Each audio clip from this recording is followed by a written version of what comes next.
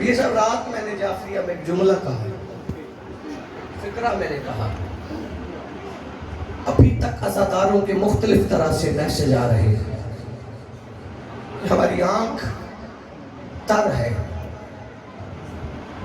جس علی کا نبیوں کو سہارا تھا بیٹیوں کو کتنا ہوگا؟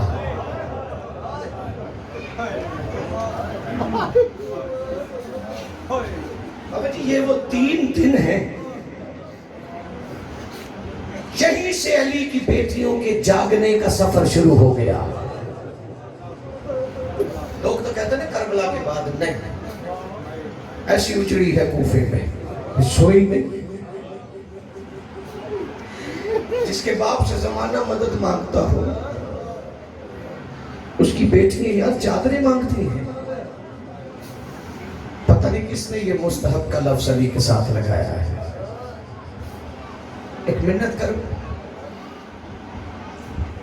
جو مستحب کہے نا علی کو، منت بھی کرنی پڑے تو نوکر کا یہ جملہ تیرے ذہن میں رہ گیا نا، اسے اتنا پوچھنا کہ تیرے پاس کوئی ایسا واجب ہے جس کے ایک دن میں 9 بیٹے مارے گئے ہو؟ 14 اپنے آنسو قبول کر۔ آج تجھے علی کا خرچہ گنواتا ہوں۔ بطول کے دروازے پہ آگ لگی ہے، یہی خرچہ ہے نا، علی کا آغاز ہو گیا یہاں پہ۔ حسن کے جنازے پہ تیر لگ گئے، حسین میں تیروں کے مسلح پہ نماز پڑھی، جن کی چوکھٹ پہ فرشتوں کو اونچا بولنے کی اجازت نہیں ہے، وہ شرابیوں سے بولی۔ کس کی بیٹیاں؟ یہ کیوں علی کی بیٹیاں جنگلوں میں چادریں مانگتی رہے؟ دین کے لیے یا اپنے لیے؟ سارا دین پہ علی کی اولاد خرچ ہو گئی ہے، تجھے وہ مستحب نظر آتا؟ نہیں پڑھنا نہ پڑھ، علی تیرے پڑھنے کا محتاج نہیں۔ علی کو نماز میں نبی پڑھتے، نہ بھی پڑھے تو، لیکن اس کی بیٹیوں کا بغیر چادر کے چلنا نہ بھلایا کر۔ تجھے بھی پتہ بڑی قیمت دی ہے۔ اب جتنے سید بیٹھے ہو نا مجھے معاف کرنا، مالیہ سبتین سے لے کر صحیفہ کربلا سے لے کر بابا جی ریاض القدس سے مدینہ الماجد مقتل کی ابھی تک کتابیں لہو رو رہی ہیں۔ ایک رسی 18 سے یزادیہ۔ ہائے ضرور کرنا، تو جتنا بھی امیر ہے نا ہائے ضرور کرنا۔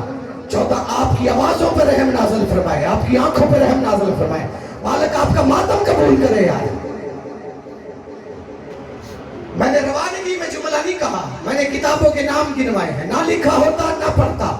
جو رسی بچ گئی حسین کی 4 سال کی زہرا کا چھوٹا سا گلا ہے۔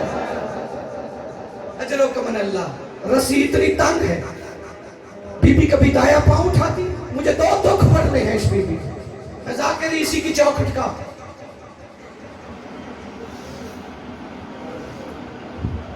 سکینہ کتاب ہے، خدا لعنت کرے شمر پر، یہ خود روایت کرتا ہے۔ بابا جی دھوپ پہ جب باپ کی لاش کو چھوڑ کے چل رہی تھی، مڑ مڑ کے پیچھے دیکھ کے کہتی سجاد اب مجھے بابے کے بغیر بھی زندہ رہنا ہے۔ سجاد میرے بابے کا لاشا تو اوپر ہے۔ سجاد کی آنکھوں سے لہو جاری ہو جاتا۔ یہ بغیرت خود روایت کرتا۔ میں نے 2 فکرے کہنے، 2 روایتوں کے، رو پڑے گا، کوشش کیا کر، تو ذاکر کا محتاج نہیں، تو گھر میں تنہا بیٹھ کر سوچ کے بھی تو رو لیتا ہے۔ بین الحرمین میں کھڑا تھا، جیسے 14 مجھ پر لفظ اتارتے ہیں نا، ایسے ایک دعا اتاری، بین الحرمین میں تھا، یہ سب گواہ ہے۔ دعا کیا کر، یہ مجھے وہیں سے ملی ہے، دعا کیا کر جب قبر میں علی کی زیارت کے لیے تیری آنکھیں کھلے نا، اس وقت تیری آنکھوں میں علی کی بیٹیوں کی چادر کے آنسو ہو۔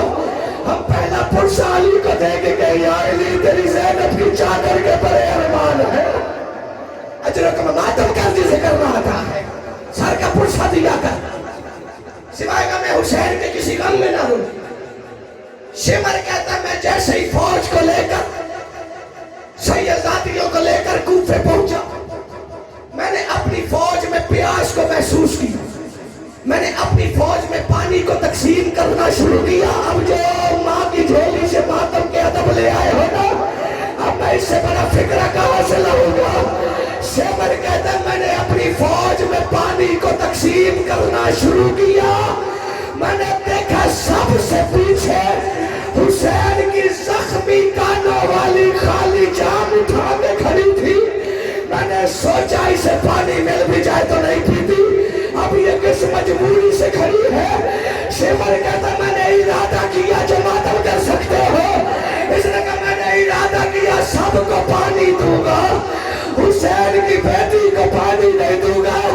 اس نے پانی کو تقسیم کرنا شروع کیا، پانی تقسیم ہو گیا، اس نے دیکھا مشکیزے میں پانی بچ گیا ہے، اب بچا ہوا پانی لے کر یہ ادھر چلا جہاں حسین کی بیٹی کھڑی تھی، اس نے بچا ہوا پانی اور بی بی کے سامنے زمین پہ پھینکنا شروع کیا۔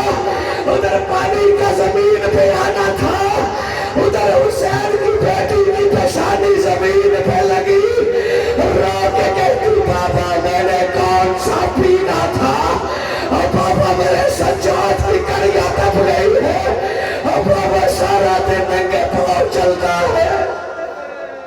اجر و کمن اللہ، ایک منزل پر ہاں مجھے تو فکرے پڑھنے ہیں۔ لٹا ہوا کافر،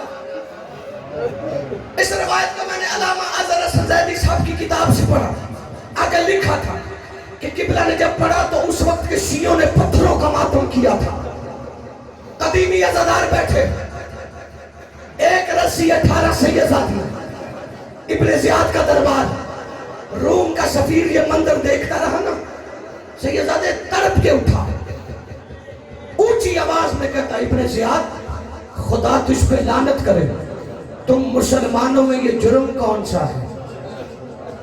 یہ شریف ذاتیاں چپ کر کے کھڑی ہے، ایک 4 سال کی بچی ہے جس کے کانوں سے خون جاری ہے اور جس کے چہرے پہ تماچوں کے نشان ہے، اور میں نے دیکھا یہ بچی 9 دفعہ بے ہوش ہوئی ہے، اس کے گلے کی رسی اتنی تنگ ہے اسے زمین پہ گرنے نہیں دیتی۔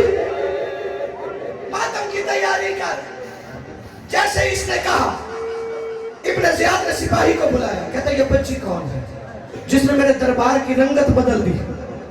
سپاہی کہتا یہی حسین کے سینے کا تعویذ ہے، یہ حسین کی 4 سال کی بیٹی ہے۔ اس لئی نے کہا اس بچی کو میرے تخت کے سامنے، اب جن کی چھوٹی اولاد ہے تیرے لیے بحور الغمہ میں حسین فرماتے اگر کسی وجہ سے تجھے میری بیٹی کے دکھوں پہ رونا نہیں آتا نا، تو اپنی بیٹی کو سوچ کر رو لینا، میں تیری جنت کا وارث ہو جاؤں گا۔ اور جتنے اجڑے گھر کا پرسہ دینے آئے ہو اور جو محمد کی بیٹی کو پرسہ دینے آئے تو یہ غربت حسین کا واسطہ ہے، ایک بار سینے پہ ہاتھ ضرور مارنا۔ اس نے حکم دیا اس بچی کو میرے تخت کے سامنے لاؤ۔ ادھر بی بی نے جیسے اس کا حکم سنانا، بی بی نے سجاد کو دیکھا، سجاد کی آنکھوں سے خون جاری ہوا، حسین کی بیٹی نے پہلا قدم اٹھایا، یا خون کا نشان زمین پہ آیا، اور بی بی چلتے چلتے اس کے تخت کے سامنے آئی۔ بی بی نے باپ کے کٹے ہوئے سر کو دیکھا، اب اشارہ سمجھنا اس کے ہاتھ میں چھڑی تھی، اس نے اللہ جو نے بی بی کو کیسے روکا، اور بی بی کے رخساروں سے خون جاری ہوا۔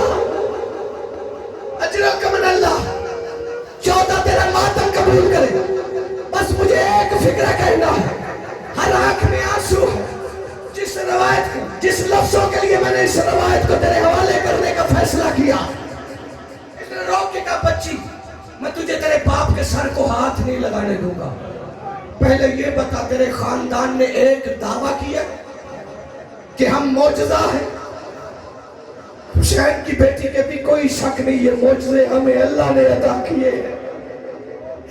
بے غیرت کہتا میں نہیں مانتا تیرا خاندان معجزہ ہے، اس کے لفظ کہنے تھے، اب جس کا ذہن ہے نا کوفہ شام کی طرف، اس کی آنکھوں میں آنسو گواہی دے رہے ہیں، تجھے حسین کے آخری سجدے کا واسطہ ہے یہ چہرہ محمد کا دکھانا ہے.